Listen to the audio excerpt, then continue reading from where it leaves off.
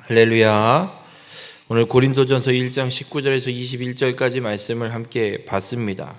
오늘 바울은 지금 분쟁하고 있는 고린도 교회를 향해서 분쟁의 해결 방법은 오직 예수 그리스도밖에 없음을 선언하고 그 예수 그리스도 복음에 대한 이야기를 설명하고 있습니다. 특별히 오늘 읽은 본문의 말씀은 십자가의 도가 유대인이나 헬라인에게는 불신자들에게 미련한 것인데 왜 미련한 것이고 왜 그걸 믿지 못하고 있는지에 대해서 선언하면서 그렇다면 어떻게 예수를 믿어서 구원받게 되는지 하나님이 그 구원을 이루기 위해서 어떤 방법을 사용하고 있는지를 오늘 말씀하고 있습니다.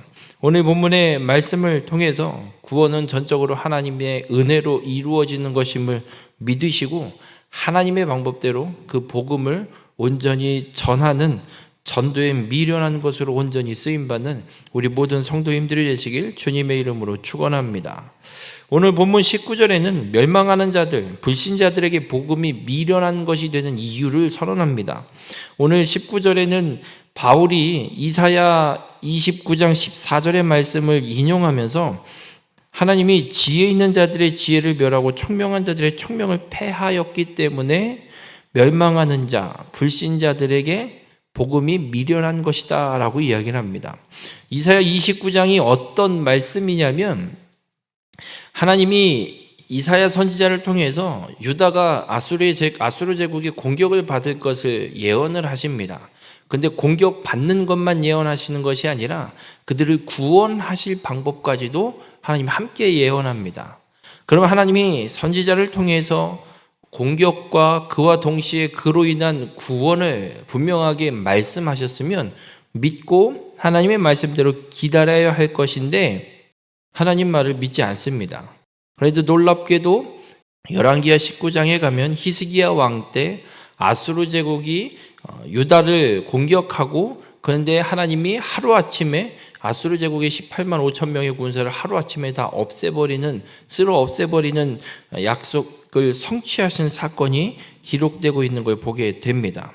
하나님께서 지혜 있는 자들의 지혜를 멸하고 총명한 자들의 총명을 패한다는 말씀은 어떤 의미냐면 하나님이 구원의 답을 이미 주셨는데 하나님의 백성들이 그 구원의 답을 듣고도 믿지 않고 지들 생각으로 자기들의 계획대로 세상 방법을 찾아서 그 아수르 제국의 그 위험 혹은 그 고난을 이겨내보려는 방법을 찾고 있는 것. 그래서 하나님이 답을 주셨는데도 믿지 않는 자들에게 그 답을 그대로 이루시지만 믿지 않으면 그래 니들 마음대로 해봐라 하고 그냥 내버려 두신다는 겁니다. 여러분 십자가의 도가 불신자들에게 미련한 것이 됩니다. 이는 하나님이 그리스도를 이 땅에 보내셔서 구원을 성취하셨습니다. 그리고 이 바울이 복음을 전하고 있는 이 시대에는 예수님의 그 십자가 대속의 사건이 일어난 지 그리 오래되지 않은 몇 년 되지 않은 시점입니다. 그러면 복음을 듣고 선포하고 그 복음을 이야기해주면 듣고 믿어야 되는데 믿질 않습니다. 그래서 하나님이 그들에게 내버려 두는 겁니다. 듣고도 믿지 않기 때문에 복음을 받지 않는 자들을 하나님이 그냥 내버려 두시는 것. 그 복음을 깨닫게 하나님이 역사하시지 않고 그냥 내버려 둔다라고 하나님이 말씀하고 있는 겁니다. 그래서 이들은 복음을 깨닫지 못하는 겁니다. 그래서 끝까지 멸망하는 자들에게는 이 복음이 미련한 것이 됨을 하나님이 말씀하고 있는 겁니다. 그러면서 20절에 바울이 이렇게 이야기를 합니다. 하나님이 그냥 내버려둬서 복음을 깨닫지 못하고 그 복음이 십자가의 도가 미련한 것으로 여겨지는 것이고 그래서 바울이 이야기를 합니다. 그래? 구원을 성취하시고 그 구원의 복음을 그 구원의 길을 이야기해 주는데도 듣지 않는다면 그러면 지혜 있는 자는 어디 있냐? 선비는 어디 있냐? 세대의 변론가는 어디 있냐? 그 너희들이 이야기하는 대로 지혜 있는 자, 서기관들, 세대의 변론가들 이들이 구원의 길을 답해 줘야 되지 않겠느냐라고 바울이 반문하고 있는 겁니다. 지혜 있는 자들은 당시 헬라 철학자들을 이야기합니다. 철학이 발달하고 있는 시대였기 때문에 지혜의 어떤 꽃을 피웠다라고 이야기하는 그 헬라 철학 지혜자들을 하나님이 바울이 묻는 거예요. 그들이 어디 있냐? 그들이 그렇게 지혜 있는 자들이냐? 그러면 구원의 길을 제시해야지. 얘네들이 구원의 길을 제시하디? 그냥 지 생각이 어떻다라고만 떠들지 구원의 길을 제시하지 않는다라고 이야기를 합니다. 그리고 선비는 글 쓰는 사람들, 서기관들을 의미합니다. 이 서기관들은 유대 서기관들입니다. 성경을 필사하고 성경을 연구해서 가르치는 자들입니다. 그러면 구약의 성경을 이미 몇 번을 필사하고 연구해서 가르치는 자들인데 얘네들이 성경을 갖고 있으면서도 구약에 메시아를 보낼 걸 예언하신 그 약속을 읽고 있는 사람인데 이들이 구원을 제시하냐. 그리고 세대의 변론가는 연구해서 발표하는 사람들을 의미합니다. 그러면 이들이 연구해서 구원의 길이 어디에 있다 발표해야 되는데 깨달아서 알려줘야 되는데 제시하지 않는다는 겁니다. 여러분, 이런 부류의 사람들, 이 시대에 학식이 있고 영향력이 있는 이런 사람들이 구원의 길을 깨닫지 못하고 있는 건 하나님께서 이 세상의 지혜를 미련하게 하신 것이 아니냐라고 선언하고 있습니다. 우리 모든 성도님들, 세상 사람들에게 하나님은 복음을 이미 주셨습니다. 이 땅에 예수 그리스도를 보내셔서 하나님은 복음을 성취하셨습니다. 이 소식을 세상의 많은 사람들이 이미 듣고 있습니다. 듣고도 미련하게 생각하고 받지 않는 건, 믿지 못하는 건 하나님이 듣고도 믿지 않기 때문에 그냥 내버려 두는 겁니다. 이들을 구원하기 위해서 하나님이 복음을 깨닫게 하시는 것이 아니라 그냥 내버려 두는 겁니다.